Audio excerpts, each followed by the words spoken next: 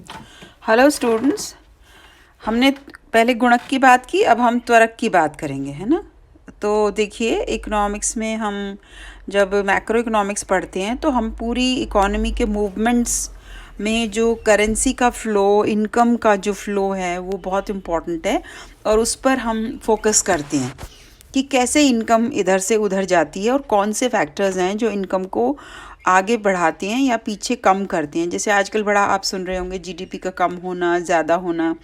तो ये सब कौन से कारण हैं जिनके वजह से मनी का फ़्लो, इनकम का फ़्लो इकोनॉमी में बढ़ता है और कम होता है। तो जैसे गुणक में हमने बात की कि जो इकोनॉमी में कोई भी इनकम का इंजर्शन होता है या हम इस तरह से वो देखें कि कोई निवेश होता है, इन्वेस्टमेंट होता है, तो इकोनॉमी में कई गुने इनकम बढ़ जाती है क्योंकि जो इन्वेस्टमेंट है वो एक स्तर से दूसरे स्तर, दूसरे से तीसरे स्तर पर जाता है और ऐसे एक तरह से एक सीढ़ी चढ़ने वाला एक कैस्केडिंग इफ़ेक्ट होता है इकोनॉमी में। पर अब हम ये देखेंगे कि उसका दूसरा पहलू हम बात करेंगे जिसको हम त्वरक कहेंगे। और अमेरिकन इकोनॉमिस्ट जो हैं उन्होंने J.M. क्लार्क ने इसको प्रतिपादित किया और फ्रांसीसी इकोनॉमिस्ट एल्बर्ट फ्लैटियन ने 20वीं शताब्दी में इसका उपयोग किया।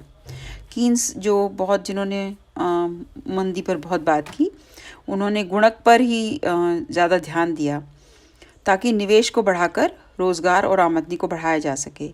इसलिए उन्होंने त्वरक को ज़्यादा शामिल नहीं किया, लेकिन रॉबर्टसन, सैमुअलसन, हेरोड ने त्वरक की अवधारणा को काफ़ी महत्व दिया। अब त्वरक को हम अगर डिफ़ाइन करें तो त्वरक क्या है बेसिकली। देखिए, उत्पत्ति के स्तर और निवेश की मात्रा में परिवर्तनों के बीच जो मूलभूत संबंध होता है वह त्वरक कहलाता है ना। इसका अर्थ ये हुआ कि एक इकाई की उत्पत्ति हमें और करनी है। मान लीजिए कोई भी एक प्रोडक्शन यूनिट है, उसमें हमें एक इकाई का और उत्पादन करना है, तो पूंजी की जिस मात्रा का उपयोग किया जाता है उसको हम कहेंगे पूंजी उत्पत्ति अनुपात। जैसे मान लीजिए, आप ऐसे समझ लीजिए, एक टेबल बनाने की इंडस्ट्री है और एक टेबल बनाने के लिए 500 रुपये की ज़रूरत है, तो 500 पूंजी और एक टेबल, है ना। तो 500:1 का रेशो हो गया, है ना। अब ये जो रेशो है, ये पूंजी उत्पत्ति का जो अनुपात है, इसको हम W से सूचित करें और यही त्वरक है। त्वरक का ये मतलब है कि पूंजी का कितना स्टॉक बढ़ाएं कि हमारा उत्पादन सर्टेन अमाउंट बढ़े, ठीक है। तो इसका मतलब ये हुआ कि हम ये कह सकते हैं पूंजी का स्टॉक, यानी K से हम कैपिटल करें, कैपिटल K जो है उसको हम ये कहें कि भाई हमें ये पूंजी का स्टॉक है। तो इतनी पूंजी बढ़ाने के लिए यहाँ पूंजी के वर्तमान स्टॉक का संबंध हम उत्पत्ति की मात्रा से करते हैं और जो W है वो त्वरक गुणांक है। अब यदि हम K और Y के परिवर्तनों पर विचार करें तो हम ये कहेंगे कि चेंज इन कैपिटल यानी कि इन्वेस्टमेंट, है ना। चेंज इन कैपिटल का मतलब होता है इन्वेस्टमेंट, और इन्वेस्टमेंट के तुलना में अगर आय बढ़ेगी तो कितनी बढ़ेगी, कितना इन्वेस्टमेंट करें कि इतनी आय बढ़ जाए, तो वो किस पर निर्भर करेगा, त्वरक पर, है ना, W। तो त्वरक यानी कि पूंजी उत्पत्ति अनुपात। जैसे मैंने बताया आपको कि 500 रुपये लगाने एक टेबल के लिए, तो त्वरक हो गया 500, समझे आप। ये है रेशो, है ना। तो पूंजी के स्टॉक का परिवर्तन और पूंजी के निवेश की मात्रा, तो त्वरक को उत्पत्ति के परिवर्तन से गुणा करने के बराबर होगी। यदि पूंजी उत्पत्ति अनुपात 2:1 है तो त्वरक माना जाएगा 2, है ना, ऊपर के दो संबंधों के अनुसार। तो त्वरक क्या हो गया बेसिकली, त्वरक इज चेंज मतलब कैपिटल अपॉन इनकम, और change in income upon change in capital upon change in Y, या हम 1 upon change in Y investment, sorry 1 नहीं, इन्वेस्टमेंट। तो अगर हम चेंज इन कैपिटल मतलब होता है इन्वेस्टमेंट में कितना परिवर्तन आया, तो I upon change in income, ठीक है। तो इनकम में परिवर्तन के परिणाम स्वरूप इन्वेस्टमेंट में कितना परिवर्तन आता है। रिचर्ड फ्री फ्रॉयन ने त्वरक मॉडल में वांछित पूंजीगत स्टॉक उत्पाद के स्तर को एक गुणन गुणक के रूप में अभिव्यक्त किया। उन्होंने सूत्र दिया KTD is equal to alpha YT, है ना। तो KTD मतलब है, T हमेशा देखिए समय के लिए होता है, एक सर्टेन पॉइंट ऑफ टाइम, है ना। तो KTD का मतलब है कि समय में वांछित पूंजी की मात्रा, और YT का मतलब है उत्पत्ति या वास्तविक आय, और जो अल्फा है वो त्वरक गुणांक है ना। तो अल्फा की मात्रा शून्य से अधिक अर्थात धनात्मक होती है, ऑब्वियसली इट्स नेवर नेगेटिव। तो इसमें समीकरण का समायोजन कर दें हम, तो ये इस प्रकार से हम इसको देख सकते हैं कि इसी को हमने उलट किया, अल्फा को हम बाहर ले आए तो इज इक्वल टू किया तो KTD अपॉन YT आता है ना। यहाँ इसका अर्थ ये हो कि पूंजी की वांछित मात्रा पर हमने ध्यान केंद्रित किया है, यह पूंजी की वास्तविक मात्रा नहीं है। मतलब ये हुआ कि अगर हम ये देखें कि वार्षिक बिक्री या उत्पत्ति की मात्रा को देखिए, 20, 22, 26, 32, है ना, इस तरह से।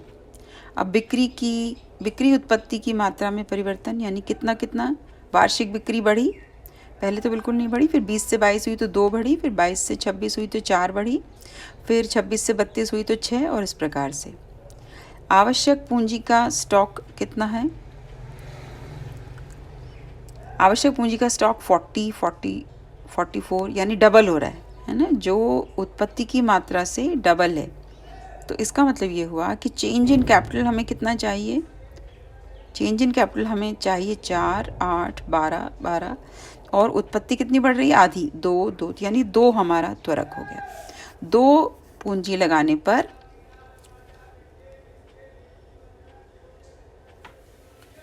अब इसमें हम 2:1 का रेशो मान करके चल रहे हैं, है ना। तो पहले उत्पत्ति की निवेश की मात्रा 4 से बढ़कर 8 हुई तो 100% बढ़ी, इस प्रकार से, है ना। अब देखिए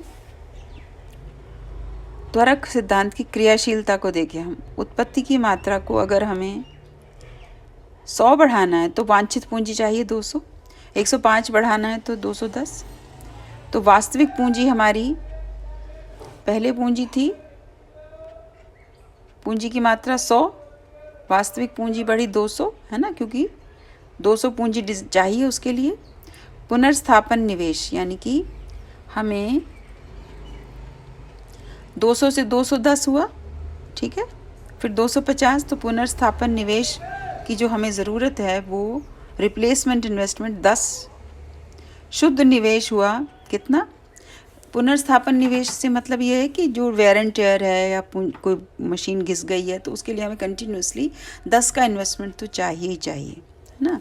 तो अब अगर हम 10 से 50 पर आए तो 40 बढ़ा, फिर 50 से 70 पर आए तो 20 बढ़ा, फिर 70 से 60 पर तो -10 हो गया, ठीक है।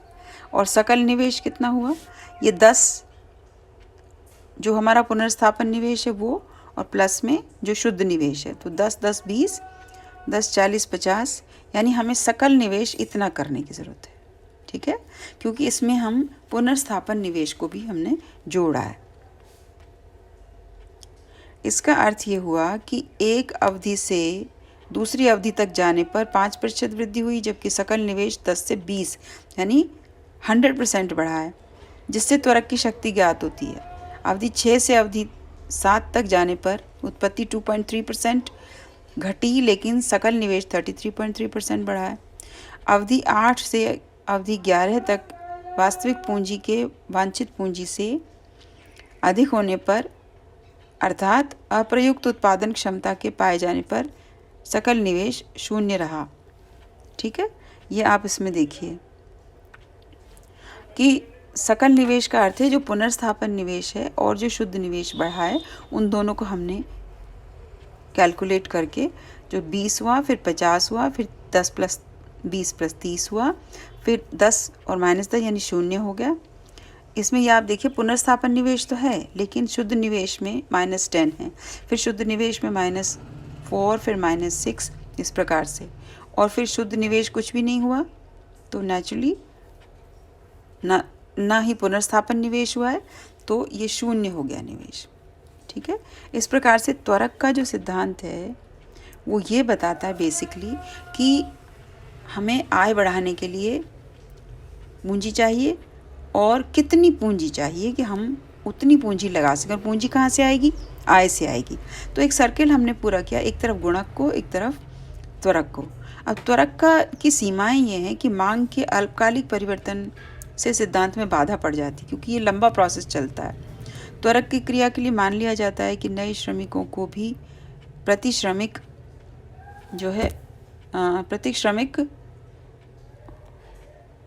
उतनी ही पूंजी प्रदान की जाती है जितनी पूर्व में श्रमिकों को की गई। त्वरक गुणांक टेक्नोलॉजी के साथ साथ बदलता जाता है। नेचुरली कितना उत्पादन होगा ये टेक्नोलॉजी के बदलने से बदल जाता है। फिर पूंजीगत वस्तुओं के उद्योगों में उत्पादन श्रम की अतिरिक्त क्षमता भी विद्यमान होती जो यूज़ नहीं होती। आधुनिक युग में सरकारें और निजी उद्यमकर्ता नई वस्तुओं और नई प्रक्रियाओं के निवेश में निर्णय लेते हैं, जिससे मांग आगे चलकर उत्पन्न होती है।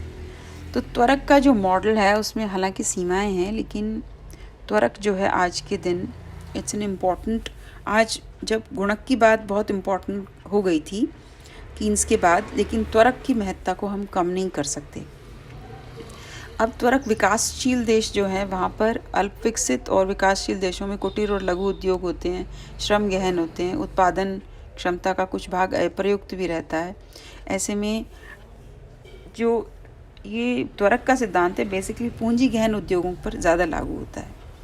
इसमें आर्थिक विकास की आवश्यकताओं को ध्यान में रखकर भी पूंजी साज सामान के निर्माण में साधन लगाती है। तो जो राज्य की जो आय के बढ़ने के परिणाम नहीं होता बल्कि सरकारी नीति का परिणाम होता है ना। सरकारी नीतियों की वजह से भी कई बार त्वरक ऊपर चला जाता है, तो वो एक फैब्रिकेटेड रिजल्ट होता है। विकासशील देशों में पूंजीगत उद्योगों के विकास के लिए आवश्यक टेक्नोलॉजी, दक्षता, वित्तीय साधन इत्यादि इनका भी अभाव होता है, पूंजीगत माल का अभाव होता है। अब हम देखें सुपर गुणक की अवधारणा। ये हम आज इतना ही बहुत ठीक है, काफ़ी हो चुका है। कल सुपर गुणक हम करेंगे।